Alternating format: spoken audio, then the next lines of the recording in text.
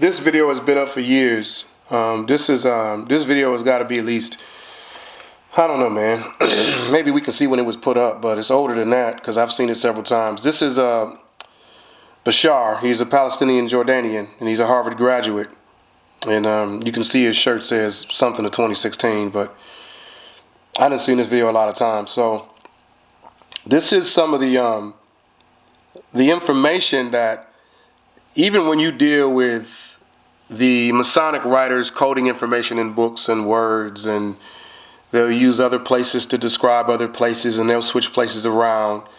Once you really start getting into deep research, that's not a common, I mean, it's not like a strange thing to find that they hide original meanings of places and even territories, and they've switched things around for various purposes. It's not like uncommon. When you really start researching, you'll find things like that. But here's some more information for Kudima on the furthest west, and I'm going to show you Kudima's words, because remember, he just said in this video that when they talk about Morocco, they're talking about the Morocco over in Africa. But we're going to show you when that Morocco was found. It didn't have sovereign borders until it declared its independence from France in 1956. We're going to show you that. There was no Morocco in Africa in 1787.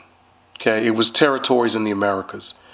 And those territories were associated and run by indigenous nations of the Americas. Everyone is getting caught up on the Islamic thing. That's kind of a trick. That's why you ignore the information, because you think they're trying to attribute it to some type of religion out of Arabia. The Arabia that you think is the Arabia is not even the real one. But here is Bashar, a Palestinian Jordanian Harvard graduate. Listen closely for all of those people that are following Kudima and listening to his information on the Treaty of Peace and Friendship. And Kudima doesn't even know what he's reading. It's almost comical, but here we go. Listen to this gentleman. Knows that North America is known as Al-Maghreb Al-Aqsa. Of course, I know that. North America was known as Al-Maghreb Al-Aqsa, and it reported to the Sultan of Morocco. The Constitution is their sanction to do business at Morocco. There's that business flag of amity and commerce. Now you understand why you have that Moorish flag, and then you have the stars and stripes. It's a banner. It's not the national flag. This is the national flag. It's your history. You're standing on your own land, trying to go to Africa, and you're standing on Africa. Now, this information has been out for a while, man. This goes back before you, Kudima. This goes back to the House of Consciousness, and they was like the first ones to get on up there and start banging and trying to say Moors is not who Moors was saying they were, and they got proved wrong every motherfucking time they got proved wrong. They lost the debates.